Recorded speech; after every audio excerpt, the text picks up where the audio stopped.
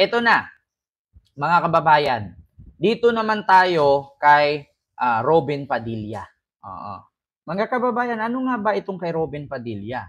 Nako, mga kababayan, si Robin Padilla, tinawag na peking Muslim at haram. Naku po. Bakit? Ano ba ibig sabihin ng haram? Oh. Ito, mga kababayan, bago tayo mag-umpisa, Robin Padilla, tinawag na peking Muslim at haram. So ano bang ibig sabihin ng haram? What is the meaning of haram in Muslim? O, ito na, mga kababayan. Basahin natin na kung ano ibig sabihin ng haram. Google iyan. O, in Islam, haram means forbidden or unlawful according to the Islamic law. O, it refers to action, behavior, foods, or practices that are explicitly prohibited by the Quran or the Prophet Muhammad teaching hadith. The opposite of haram is halal, which means permissible or lawful. Ibig sabihin po ng haram, bawal. Yung halal, pwede. Kaya nga sa mga hindi nakakaalam, bakit Kent, yung mga tindahan or sa mga pagkain may mga nakatatak halal? Ibig sabihin ng halal, no, lalong-lalo na sa mga pagkain, nakatatak diyan halal, pwedeng kainin ng Muslim. Yan yung walang baboy, meron diyan manok, baka, kambing, tupa, mulon, mga ganon. So hindi siya haram, which is halal. No, makikita niyo yan sa mga kainan, no, mga karinderya, mga fast food, mga kung ano-ano, basta may nakalagay na halal, it's okay. Pag haram, hindi pwede. Means makasalanan. So, ito example, action, example of things considered haram in Islam. Action, murder, theft, adultery, lying, drinking alcohol, and gambling. So, dito ba sa nakalagay? Sa action, murder, theft, adultery, lying, drinking alcohol, and gambling. Pasok ba si Robin dito? Kayo nang balang humusga. Sa pagkain, pork and its derivatives, carrion, dead animals, and animals not slaughtered according to Islamic law.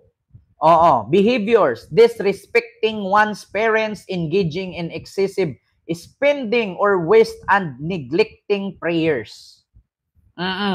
So, important conditions, halal versus haram. Sabi ni Ma'am Fatima, 2mix vlog, Muslim din ako. So, ito, si Robin Padilla ay tinawag na haram or, ito, pakinggan nyo mga kababayan. Ikaw ay kampun. Ito. Ni Robin Padilla na isang haram na Muslim. Isang peking Muslim. Pag ikaw ay kumakampi sa kasamaan, ikaw ay haram na Muslim. Ikaw ay kampun ni Robin Padilla na isang haram na Muslim. Isang peking Muslim. Pag ikaw ay kumakampi sa kasamaan, ikaw ay haram na Muslim. Ikaw ay kampun ni Robin Padilla na isang haram na Muslim. Ayan. Isang peking Muslim.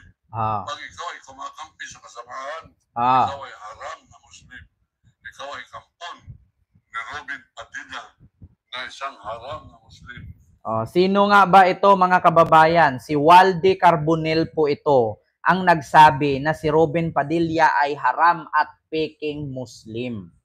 Si Walde Carbonell, no? So hindi ko po siya kilala kung sino si Walde Carbonell, no, mga kababayan. So actually mga kababayan, kayo na lang pong manghusga, ayaw ko na magsalita patungkol kay Robin Padilla kasi kung ako lang pasalitain, masakit. Ayaw ko na magsalita.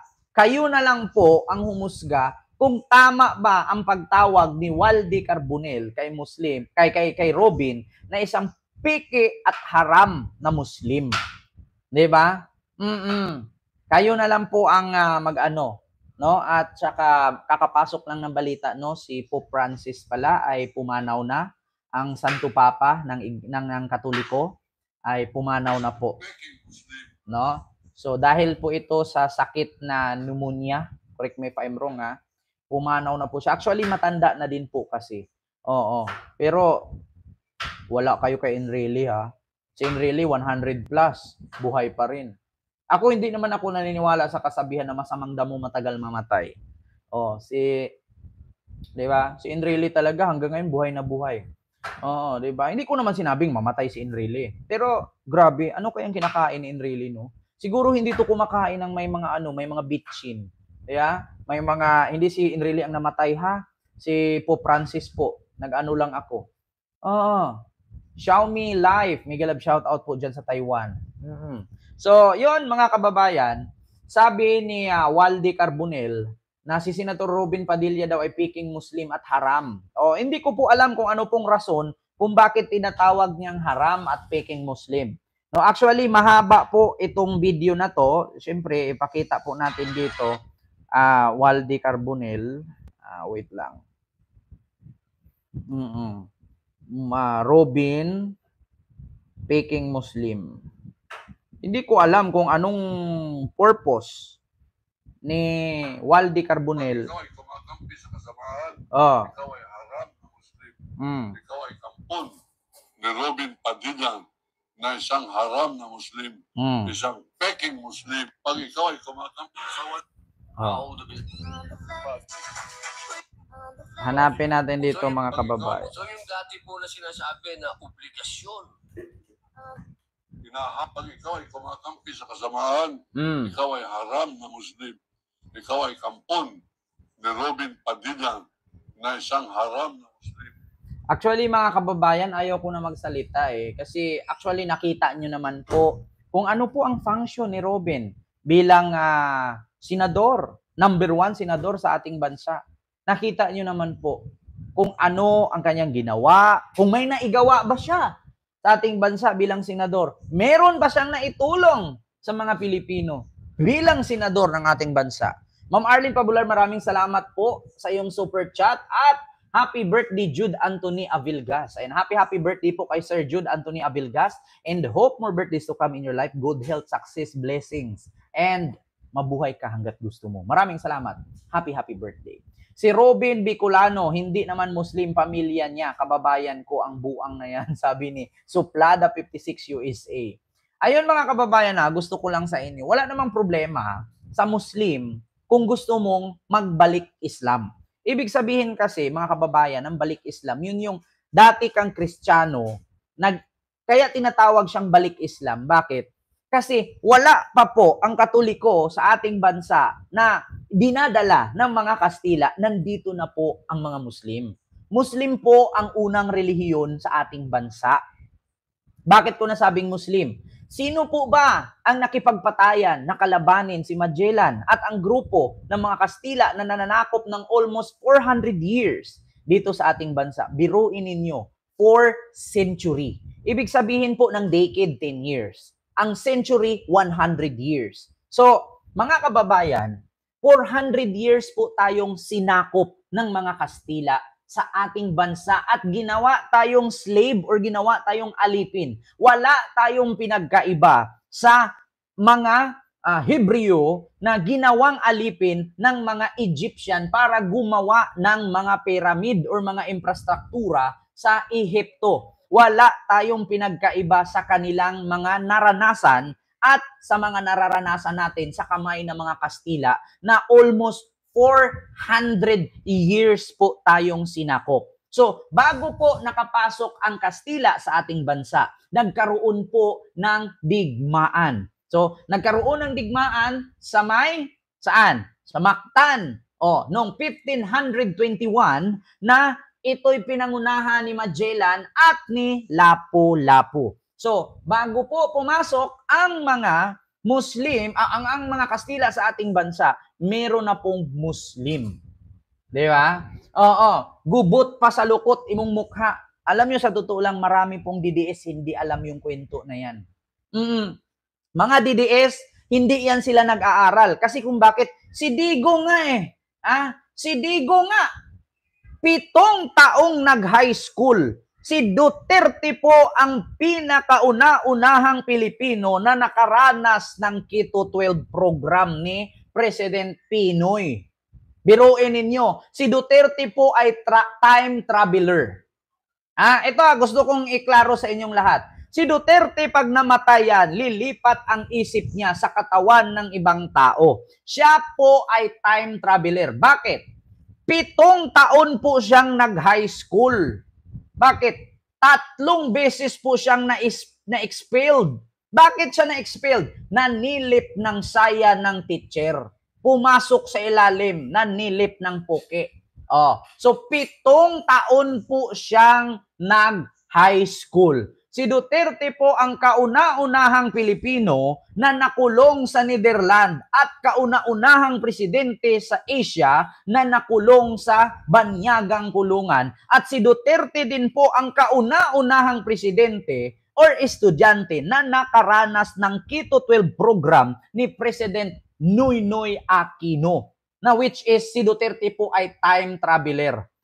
3 beses po siyang na-expelled sa high school kasi nga bulakbol at naninilip ng panty ng teacher. Totoo yan. 3 times expelled in high school si Digong. Siya ang kauna-unahang presidenteng nakaranas ng Keto 12 program. So alam nyo na. Iiyak mga DDS dyan. Tanungin ninyo si Digong. Lumabas sa bunganga ni Digong yan. Akala siguro nitong mga DDS, ay si Digong, lahat ng sinasabi ay hindi totoo. Hindi naman magbitaw ng salita dyan kung hindi totoo yan. Baka pag i-play ko pa dito at sinabi ni Digong na 3 beses siya na-expelled, at 7 taon siyang nag-high school, baka mag-iyakan na naman mga DDS nito. Si Digong po ang kauna-unahang Pilipino na nakaranas ng Keto 12 program, na nagkaroon po siya ng 7 taon sa high school, pabalik-balik, kasi nga bulakbol. Kaya nga sabi ko sa inyo, yan po ang presidente natin na pinakabobong presidente sa buong Pilipinas. Siya ang kauna-unahang bobong presidente. Matalino sa kaguluhan, bobo sa kaayusan. Kaya nga nakulong Kung hindi bobo, hindi makulong. Yeah? So, balik tayo dito mga kababayan. Bakit nga ba si Robin Padilla tinawag na haram ng isang Muslim na si Waldy Carbonell? Ay hindi ko po alam mga kababayan. Panuorin nyo lang na lang po siguro itong reaksyon ni Waldy Carbonell kung bakit nagkakaganyan ang kanyang sabi ni Idalin Templo Nuevo, speech niya yan sa San Beda. Totoo na, panood ko nga yan Siya pa nga nagsabi dyan patungkol kay Sara na palipat-lipat daw ng school. Si Duterte yan, kauna-unahang speech niya yan sa San Beda at kauna-unahan daw Sambend yan na naging presidente sa Pilipinas. So, yon mga kababayan, patungkol kay Robin Padilla, na haram nga daw ito, bahala na kayo mag-isip. Para sa akin kasi, alam nyo, may mga bagay kasi ang mga tao na gusto na wag nyong sirain. Bakit? Kasi madadama yung iba Haram means bawal, haram means makasalanan. So ito na mga kababayan, dito naman tayo kay Cheese Escudero.